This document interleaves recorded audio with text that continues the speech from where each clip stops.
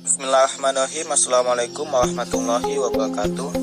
Di sini kami menjelaskan tentang aspek-aspek perubahan sosial, yang dimana pembicara pertama ada Mujahid Al-Ghafari yang menjelaskan tentang aspek perubahan sosial dalam bidang teknologi. Kemudian ada Indra Syarif Darmawan yang menjelaskan tentang perubahan sosial dalam aspek budaya. Yang kemudian ada Yesi yang menjelaskan perubahan sosial dalam aspek ekonomi. Kemudian ada Apriyani. Perubahan sosial merupakan isu atau fenomena yang selalu ada pada masyarakat manapun, terkhusus perubahan sosial pada aspek teknologi. Tahukah Anda bagaimana perubahan sosial terjadi pada aspek teknologi? Di era 4.0 ini, teknologi merupakan sesuatu yang tidak dapat kita hindari di dalam kehidupan yang sekarang ini. Karena dengan adanya teknologi memudahkan kita dalam melakukan segala aktivitas yang kita kerjakan. Namun, tahukah Anda apa itu teknologi? Teknologi merupakan suatu sarana atau sistem yang berfungsi untuk memberikan kenyamanan dan kemudahan bagi manusia. Kemajuan teknologi banyak memberikan perubahan sosial yang berdampak positif maupun negatif, baik dari tatanan nilai dan perilaku. Dari pengaruh positifnya seperti: pertama, pertukaran informasi yang sangat cepat. Dulu, kita sangat kesulitan untuk mendapatkan informasi yang kita inginkan. Setelah kemajuan teknologi, kita sangat mudah sekali untuk menerima atau memberikan informasi di berbagai belahan dunia. Dua, memudahkan pekerjaan. Mungkin dulu ketika kita melakukan kegiatan pertanian, alat utama yang kita punya adalah cangkul. Namun sekarang, dengan adanya kemajuan teknologi, kita bisa menggunakan bajak dan alat kontraktor untuk memudahkan kita dalam mengelola lahan pertanian dalam waktu yang sangat singkat. 3. Sistem pembelajaran yang dapat kita lakukan secara online, terkhusus pada masa COVID-19 ini. Selanjutnya, untuk pengaruh negatifnya yaitu: yang pertama, mudahnya budaya luar masuk yang menyebabkan nilai-nilai normal tradisional kita menjadi hilang yang seharusnya kita pertahankan. 3. Menggunakan gadget yang berlebihan. Dan yang terakhir, kurangnya jiwa sosial karena hanya terfokus pada teknologi. Jadi, itulah perubahan sosial yang terjadi pada aspek teknologi. Tergantung bagaimana kita menyikapi kemajuan teknologi ini agar bisa memilah mana yang baik dan mana yang... Ya, Assalamualaikum warahmatullahi wabarakatuh. Di sini saya akan menjelaskan tentang perubahan sosial dalam aspek budaya. Yang dimana perubahan sosial adalah perubahan yang terjadi dalam kehidupan masyarakat, mencangkup perubahan budaya dan perubahan nilai-nilai dan tata cara kehidupan dari tradisional menjadi modern. Perubahan budaya merupakan perubahan yang otomatis terjadi saat adanya perubahan yang terjadi di sosial. Perubahan ini meliputi budaya materi dan non-materi. Penyebab perubahan sosial budaya yang pertama adalah masuknya kebudayaan lain yang mempengaruhi kebudayaan asli. Yang kedua adalah perubahan lingkungan. Yang ketiga adalah konflik. Yang keempat adalah perubahan jumlah penduduk. Yang kelima adalah munculnya penemuan baru di masyarakat. Apalagi di zaman digital seperti ini, perubahan sosial sangatlah kita rasakan dan senantiasa terjadi. Adapun dampak perubahan sosial dalam bidang budaya atau dalam aspek budaya adalah yang pertama, cara berkomunikasi. Berkembangnya teknologi informasi dan komunikasi mengubah cara kita dalam berkomunikasi. Dulu, komunikasi hanya dilakukan dengan surat menyurat atau dengan bertemu langsung. Tapi saat ini, komunikasi bisa digantikan dengan yang namanya WhatsApp atau dengan video call. Ini yang membuktikan bahwa perkembangan teknologi menjadi penyebab utama dalam perubahan budaya di masyarakat. Kemudian yang kedua adalah cara berpakaian. Dulu orang bangga mengenakan pakaian adat dari daerah masing-masing, tetapi saat ini hal itu sangat sulit dijumpai kecuali kalau ada acara adat. Cara pakaian dipengaruhi oleh informasi yang didapatkan dari berbagai media seperti TV dan internet. Saat ini, cara pakaian sebagian masyarakat banyak dipengaruhi oleh budaya barat. Kemudian gaya hidup. Gaya hidup di sini, perubahan gaya hidup di sini meliputi dua hal, ada yang berdampak positif dan negatif. Berdampak positif di sini adalah masuknya budaya barat dengan kampanye-kampanye sehatnya, yaitu seperti vegetarian dan lain-lain. Kemudian juga dampak negatifnya adalah pergaulan bebas dan narkotika. Kemudian emansipasi wanita, yang dimana emansipasi wanita adalah derajat wanita dengan pria sama-sama mempunyai satu derajat. Yang dapat kita lihat sekarang yaitu banyaknya pemimpin-pemimpin yang dari kalangan perempuan. Kemudian masyarakat semakin kritis. Ini ditandai dengan kemajuan teknologi, yang dimana masyarakat menjadi bisa kritis karena adanya informasi-informasi setiap harinya di televisi. Kemudian tegusnya kebudayaan, atau masyarakat terbawa akan kebudayaan asing. Contohnya seperti perayaan Valentine dan Halloween. Kemudian adalah penggunaan bahasa daerah yang semakin jarang diminati oleh para pemuda. Hal ini dikarenakan oleh bahasa daerah menurut mereka adalah bahasa kampungan dan tidak sesuai dengan tren masa kini. Sekian.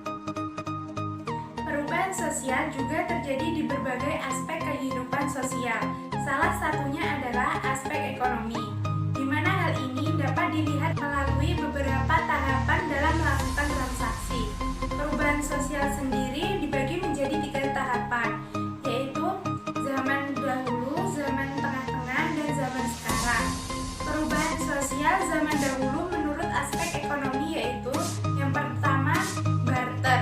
Barter merupakan bentuk awal terjadinya perdagangan, di mana merupakan bentuk penunjang transaksi perdagangan dengan cara menukarkan barang yang mereka miliki dengan barang yang mereka butuhkan. Barter ini sendiri pertama kali diperkenalkan oleh suku Mesopotamia pada tahun 6000 sebelum Masehi. Hal ini dikarenakan mereka merasa tidak cukup untuk memenuhi kebutuhan sehari-hari. Lalu mereka mencari orang yang mau menukarkan barang dengannya. Yang kedua yaitu uang komoditas. Munculnya uang komoditas ini karena kedua belah pihak tidak sepakat dengan nilai pertukarannya. Oleh karena itu, orang-orang mengembangkan uang komoditas. Yang termasuk uang komoditas di sini adalah teh, garam, tembakau, dan biji-bijian lainnya. Kemudian pada tahun 9000 sebelum Masehi, uang komoditas yang digunakan adalah ternak. Setelah itu muncul budaya pertanian sehingga uang komoditas yang digunakan adalah gandum, sayur-sayuran, dan lain-lain. Yang ketiga yaitu uang koin. Pada tahun 640 sebelum Masehi, sebuah peradaban bernama Lydia yang dipimpin oleh Raja Aliates menciptakan alat tukar berupa koin emas dan perak dengan nilai-nilai yang ditentukan. Koin tersebut dibuat dari elektrum yang mengandung 75% emas dan 25% perak. Uang ini kemudian disebut dengan sebutan stater atau standar dengan bentuk bulat pejal seperti kacang polong. Yang keempat yaitu uang kertas. Uang kertas pertama kali di dunia disebut dengan sebutan jiaozi yang ditemukan di daratan Cina pada tahun 997 Masehi.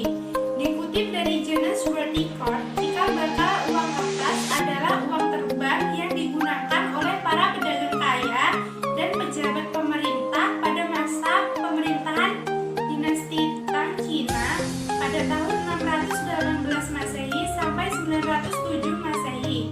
Karena kebutuhan uang logam semakin meningkat dan sulit dibawa dalam jumlah besar, akhirnya orang Cina menggunakan kertas dalam bentuk kredit.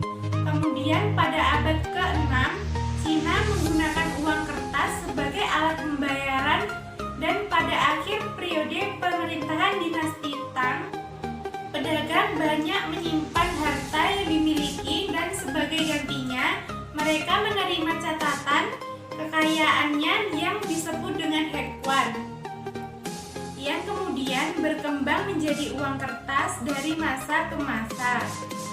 Kemudian yang kedua yaitu perubahan sosial pada zaman tengah-tengah.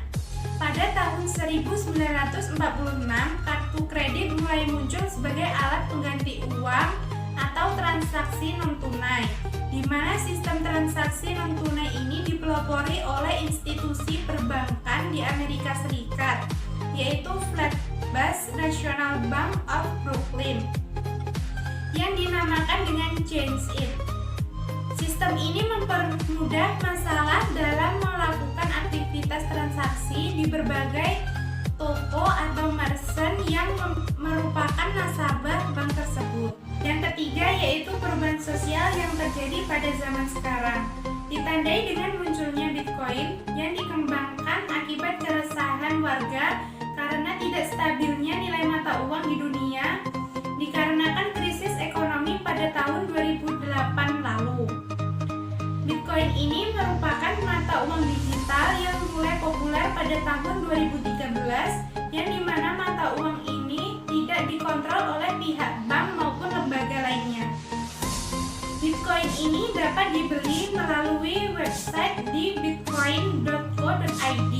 Harga Bitcoin saat ini mencapai 229.517.000. Bitcoin terdiri atas 3 bagian, yaitu yang pertama blockchain, yaitu daftar setiap transaksi yang sudah pernah terjadi.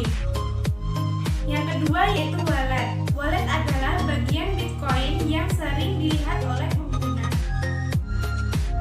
Baiklah teman-teman, di sini saya akan melanjutkan penjelasan yang telah diberikan oleh teman-teman saya, yaitu mengenai aspek-aspek perubahan sosial. Di sini saya akan menjelaskan tentang aspek perubahan sosial dari aspek hukum.